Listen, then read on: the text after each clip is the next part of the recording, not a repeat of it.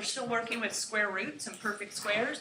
So as you can see from today, we've got 3 different things we're going to do. We're going to multiply, we're going to divide, and we're going to simplify. So to start with multiplying, we'll use the dot for times. So I've got 3 times the square root of 2 times 4 times the square root of 18. Notice here, everything is being multiplied, which means I can use the commutative property and I can reorder things. The way I want to reorder it, right, 3 is being multiplied by the square root of 2, and 4 is being multiplied by the square root of 18. The way I'm going to reorder it, now I'm only using parentheses just to kind of highlight the groups, you don't have to do this in your work, is I'm going to take the 2 whole numbers that are not radicals. This is just plain old 3 and plain old 4, and so since they are regular numbers that are not radicals, I'm going to just put them together. And then I'm going to multiply the 2 radicals. So it's kind of like with like terms when we're working with variables. Think of anything that's under a radical as a like, because they're all square roots. And anything that's not, well, those are alike because those are just plain whole numbers. So you don't have to necessarily rewrite this when you're doing the homework, but this is how you should go about solving them. 3 times 4, of course, is 12. Now, let's talk about the radicals. If one of these was a perfect square, like if they said the square root of 4, we could just simplify it right here. But since they're not, what we're going to do is we're going to just multiply them together. I could put 2 times 18 under the radical, but just to save a step, let's just do it. 2 times 18, it's still got to be under the radical sign, but I can just multiply these 2 numbers and keep it under the radical. Now, I do have a perfect square in this case. You might not always. If you don't, you'll just simplify, and we'll get to some of those. But the square root of 36 is 6. Some of you struggled on the quiz with what to leave under the radical. When I say the square root of 36 is 6, I'm talking plain 6. So I had the 12 that was here already times the 6 that's the square root of 36, and 12 times 6, 72. So again, if they're whole numbers, they stay together. If they're radicals, they can stay together and go together under one square root or radical sign. Now, if you had to simplify, let me do one more that's kind of like this, and we'll just take a shortcut without rewriting it separately this way. Let's do 5 times the square root of 3 times 8 root 21. What you can do, knowing that we're going to take these 2 whole numbers and put them together, is you can just do it mentally. I'm going to take the 5 and the 8 and multiply those, and that makes 40. And I'm going to take the 3 and the 21 and multiply those, and you can use your calculator if you need to, and put that under the radical. Now, 63, I'm doing this one because it's a little different than the first one. 36 was a perfect square. 63 is not. So now we have to get to this step of, can I factor this using a perfect square? Is there a factor of 63 that's a perfect square? Carissa? 9. Good, 9 times 7. So just don't forget that this is what we're doing with these. We're looking for factors that are perfect squares. If we get one, then it comes out of the radical. The square root of 9, 3. And when I say 3, I mean plain old 3, right? So if we want to write it down here first, we can. The 7 is still under the radical, and that's not a perfect square, and there's no factors that I can simplify it with, so I just multiply my 40 and my 3 to get 120, and the 7 stays under the radical sign. Okay, so just continuing that idea from the last few lessons of simplifying the radical, looking for factors. Okay, so that's 2 examples of multiplying. Now let's do dividing. Dividing, what it's going to look like is fractions, because fractions, at least for now, the first one, fractions are division, right? 3 divided by 7, or 3/7, times, so we're going to combine division and multiplication here, 14 27. Okay, none of these, I don't want to get 3/7, that's going to be a decimal, or 14 27. I don't want to have a square root of a decimal. And so since none of these are perfect squares, even before we factor, the 27 has a factor of 9, but we're not going to do that yet. The first thing we're going to do is just put it all together. So if this were your homework, you could put it all together at the first step. It's all times, so 3 times 14, let me put my big times in the middle there, and 7 times 27. If you kept them as separate fractions, you can do that. Otherwise, we're going to put it all together and just multiply. I still have my radical sign. But if I were multiplying fractions, so basically what you're going to do is you're going to put them together under one radical sign, and you're going to multiply the numerators and denominators as you would with just regular fractions. So 3 times 14, we get 42.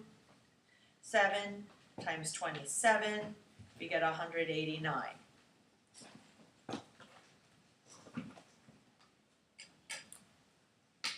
Now, I'm going to show you actually 2 separate ways to do it. We'll come back in a minute and do a different way. But from here now, again, don't do the fraction part. Remember that really what this is 2 separate pieces that we could break apart. So we're going to factor the 42 and we're going to factor the 189 and kind of think of them separately. We don't want to treat the fraction first. We want to do the radicals. Square root of 42, any perfect squares?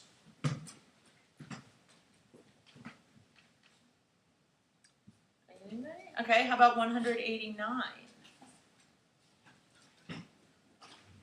We'll come back to the 42. Diego? 9. Okay, good. Remember the divisibility rule for 9 is you add up all the digits, and if that number divides by 9, this number will. 1 plus 8 is 9, plus 9 is 18. So this divides by 9. Let's see what the other factor is. 189 divided by 9 gives me another factor of 21. Okay, let's simplify the denominator here. Square root of 9 is 3, and I still have the square root of 21, which I'm not going to be able to simplify. Now, when I come back and show you the second way, for this one, the second way might be simpler, but let me just show you that if you didn't do that the second way I'm going to show you, the simpler way, that this will still work. 42, I saw you guys thinking, are there any perfect squares? There's not. But now that I have this 21, let's think about what we could do with 41. We could say that 41 is 42, our number is 42. That 42 could be factored to 2 times 21. How is that going to help us? Well, here's what I've got. On the numerator, I've got the square root of 2. If I broke it apart, I've got 2 and 21. On the denominator, I've got 3, and I've also got a 21. What happens if I have something the same in the top and the bottom and there's only multiplication happening?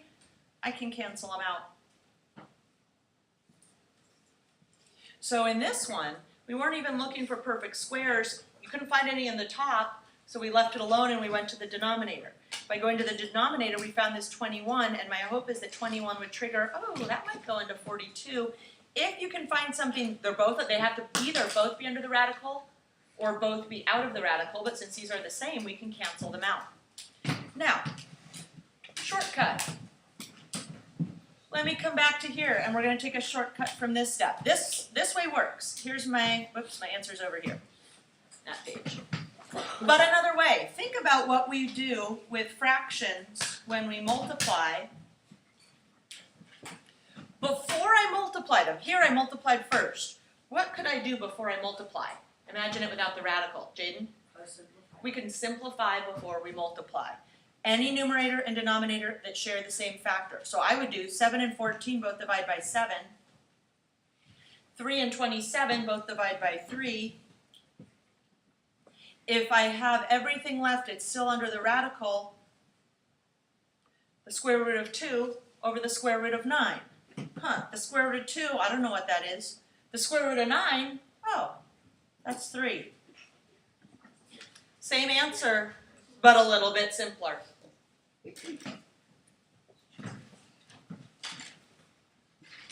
Okay, so again, I'm going to suggest you don't have to simplify first. You can multiply across and then try to simplify your answer. But in some cases like this one, it can get a little bit harder. So I'm going to suggest you simplify the fractions first and then do the square root part at the end. Questions on that one? I only have one more to show you. Okay, last problem for today. What we're going to do here is called rationalizing the denominator. whoops, there it is, rationalizing the denominator. Think that we're trying to work with rational and irrational square roots. Here's what this means. If you get an answer, or you have a problem that looks like this, or you get an answer that looks like this, with a square root in the denominator, this is not considered simplified. You don't need to write this down, but if you think back to rational numbers at the beginning of the lesson, beginning of the chapter, we said a rational number is where we have a numerator and denominator that are both whole numbers. Well, the square root of 5 is not a whole number, it's some kind of decimal. So this is basically when I say I don't want a decimal in my fraction, that's what this is, because the square root of 5 is a decimal. So I don't want a decimal in my fraction. I don't want an irrational square root in my denominator. It's okay in the numerator, but not in the denominator. I don't know why, but that's how it is. So here's what we're going to do. To rationalize the denominator means to get rid of the radical that's in the denominator. And how we're going to do it is we're going to multiply this fraction by 1. It's not going to look like 1, though. There's other ways to write the amount of 1, and I'll cover that in just a second. If I multiply this by 1, have I changed the value? No, it would be the same, right? So that's the goal, first of all, is that by multiplying by 1, I have the same number. The number hasn't changed. But here's what my 1 is going to look like. Again, you don't need to write this, but just listen for a second. If I said 3 over 3, is that equal to 1? Okay. If I said 10 over 10, is that equal to 1? Yes. So remember that anytime the numerator and denominator are the same, it equals 1. Okay? That's the key that we're going to use here. Here's my 1 that I'm going to use. I'm only putting it in parentheses so that you can see that it's the 1. Okay? Now, here's what we're going to do. The denominator that we want to get rid of is what we're going to use as our 1. I'm trying to find a worksheet here while I talk. Okay. Rules 5. This denominator that I want to get rid of is what I'm going to use every time. If this was a root 3, I'd use root 3. If it was a root 7, I'd use root 7. It's root 5. So guess what? Here is my version of 1. I've got the same numerator and denominator, which means it equals 1. It doesn't look like 1, because if it looked like 1, it wouldn't help. We'd have the same answer we started with. But if I do this, and I multiply across the top and the bottom, 3 times the square root of 5, 3 times the square root of 5. Now to do this bottom part, I'm going to make a little side note, and you probably do want to write this down. If I have the same thing times itself twice, technically what I have is the square root of 5 squared, right? It's the square root of 5 times itself 2 times. What happens if I have a square root and a power of 2? Jim? They cancel out, leaving just the number. Another way to look at it is, what if it was 36? To show you that this works, we could cancel this out and we'd say, oh, the answer is 36. But let's prove it. Before I do the exponent, what's the square root of 36? Just say it. 6. 6 squared? Oh, we just proved it. It works, right?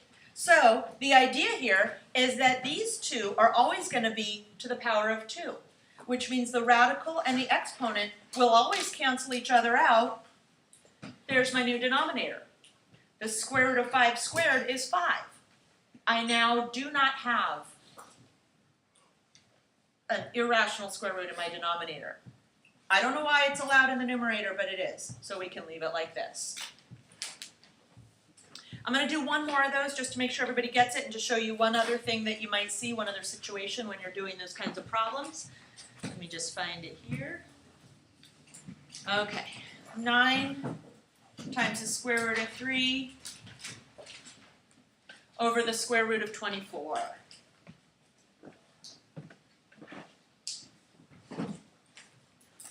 Now, I'm going to suggest that you always, if you have something like this one with a root of 24, that you try to simplify that first. We could do 24 over root 24 over root 24, but I'm going to suggest that if you get numbers that do have perfect square factors, that you first do that. What could I do with this 24 to try to simplify it a little bit? Does it have a perfect square factor? Rebecca, what is it? Yeah, 4 is a perfect square. So if I do the square root of 4, I get 2 times the square root of 6. By simplifying that first, it's just going to make the rest of our numbers stay smaller so that they're not as hard to work with. You could do times root 24 over root 24. You'd have bigger numbers that you'd have to work with. All right. At this point, now there's nothing else I can do with the 3 and the 6. Now what am I going to multiply by? I still have a radical though in my denominator, so I need to get rid of that. What am I going to multiply by? What's my 1 going to look like? Kate? Yeah, you use whichever one is in the denominator that you want to get rid of, and in this case we're just using the root 6. We don't need to use the 2. So I'm going to say root 6 over root 6. Now in my numerator, I still have the 9 out front, but I have 3 and 6. This is all being multiplied. Let's put them together. 18 over, I still have this whole number 2.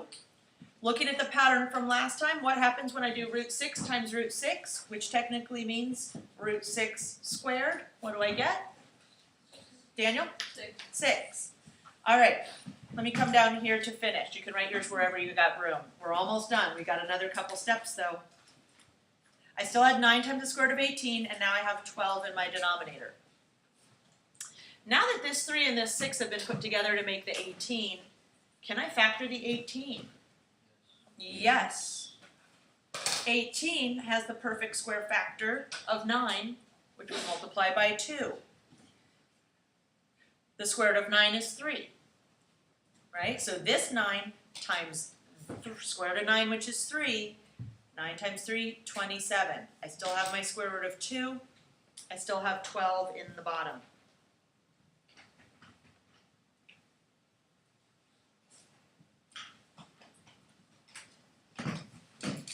I'm almost done.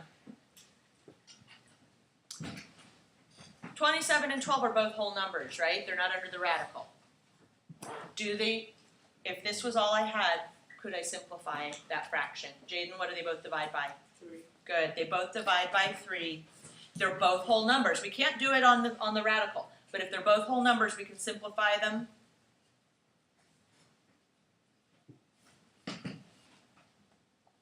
So notice that one took a lot more steps. I kind of had to curve around my page here, but first we had to simplify a little bit. Then we get rid of that radical, we rationalize the denominator. Then we got to go back and simplify again. And the final step is, do the 2 whole numbers simplify with each other? And then you're done. Okay, so that's it.